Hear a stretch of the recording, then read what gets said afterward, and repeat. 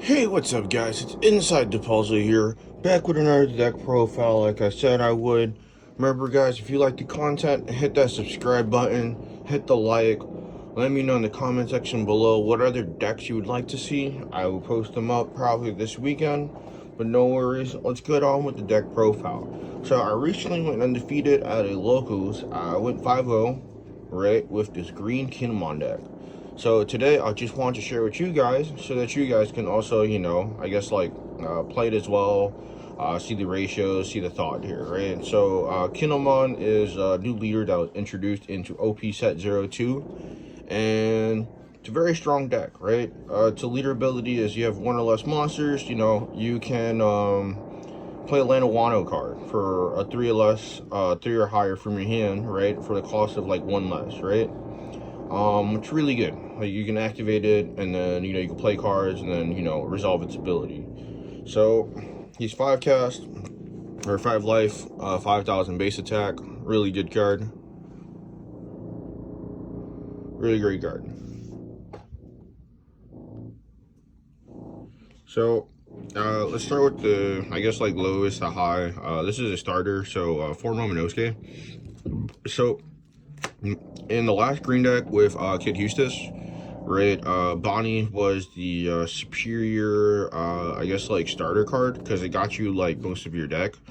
This gets you more supporting cards now, and your counter power and blockers that are still mandatory. It's just like the order reverse, right? So like this is just predominantly the better one now because this gets you all your aggressive pieces and all your the control pieces. This gets you your defense.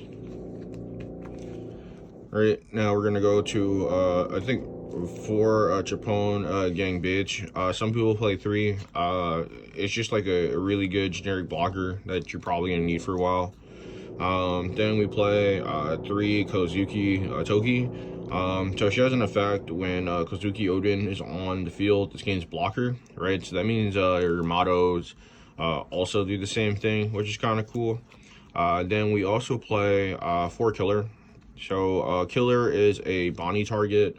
If you have like 3 or more characters, you get to draw a card. Really good bait out card in the meta right now. Then we have 3 Scratchman Oppo.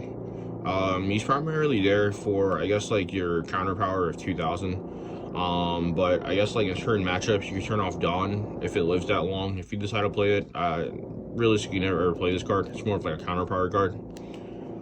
Then we got 4 Izos. 4 Izos are kind of cool. On play, rest one of your opponent's characters with cost of 4 or less. Very strong card. Deals with a lot in the game right now currently. Then we go on to 3 Raizo. So Raizo's effect is if you have 2 or more cards rested, you can draw a card, character specifically. So he's kind of like a mini draw engine.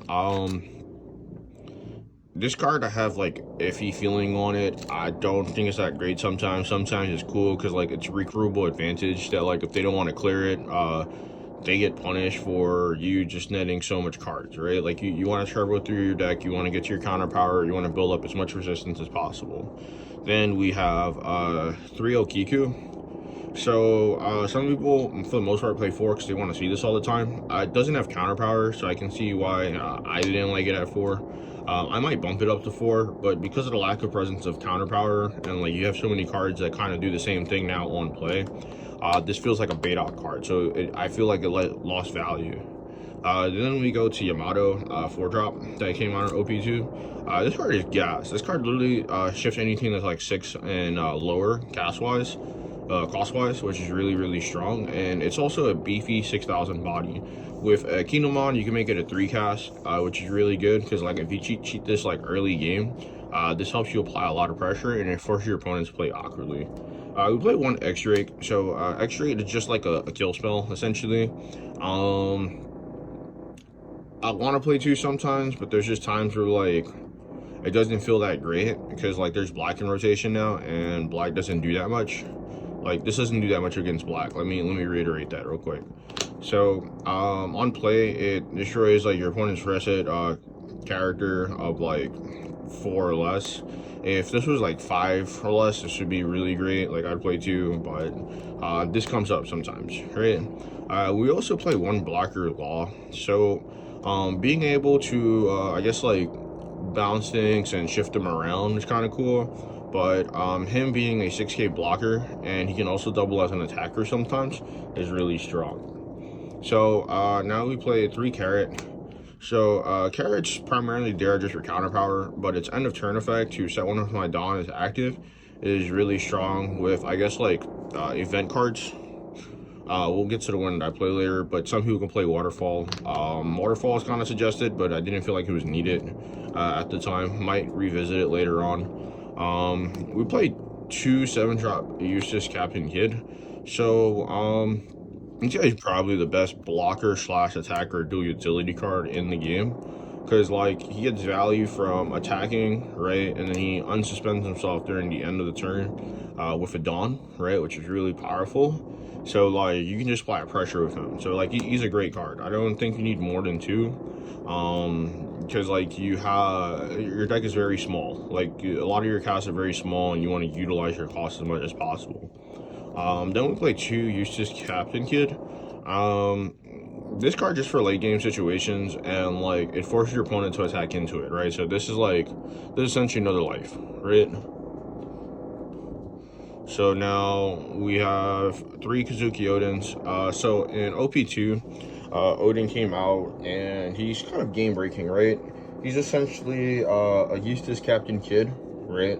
Where he gets to attack twice, but his cost is you untap 3, you don't have to discard a card. Alright, 8,000 base is really strong and clear a lot of things in the game. And then I guess like high cast, like Newgate, the character card that's like 10k attack, and gives your opponent like I guess like a beefy 2k boost. It's a very strong I guess like counter or out to deal with it to an extent. Then after that, we play 2 Pump Gibson. So Pump Gibson is a very cool card now, right? Because red is very popular, or red is kind of like the deck to beat in a sense, where like you want to be able to suspend their attackers. Now the problem with that train of thought is, right, if you're playing like in a tournament, Treasure Cup, regionals, and I guess like the later rounds, right, a lot of people when they play, right, they're going to attack with stuff first before they start putting cards onto the board. So it's like if they're gonna play around this card inherently, right, this card kind of like loses value, but because you get 4k, right, from 2k and I guess like a suspend, that's like dual utility. The life effect is kind of cool. I've never had it resolve ever, so like I genuinely feel some type of way about that, but like that's pretty much it, man. But yeah, guys, this is pretty much a deck profile. I went undefeated at locals with this. It's pretty good, pretty consistent. We'll talk about like hands and molds later this week, so that you guys have like a better technical understanding of the deck. If you guys have any questions, or like if you guys have any questions at all, realistically, feel free to ask in the comment section below. I'll make like a video explaining like certain trains of thought or lines against like X color, and like what are like hands you want to keep, stuff like that.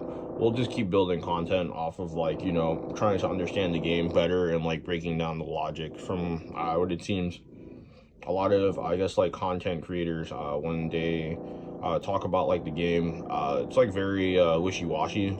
So like I want to make this like the purpose to like inform people of like, you know, why do we play X thing at X point, you know, like make the community better, make the game better in a sense. All right, well guys, enjoy yourself, have a great day. Hit that subscribe button and like that video below. Inside the Puzzle out.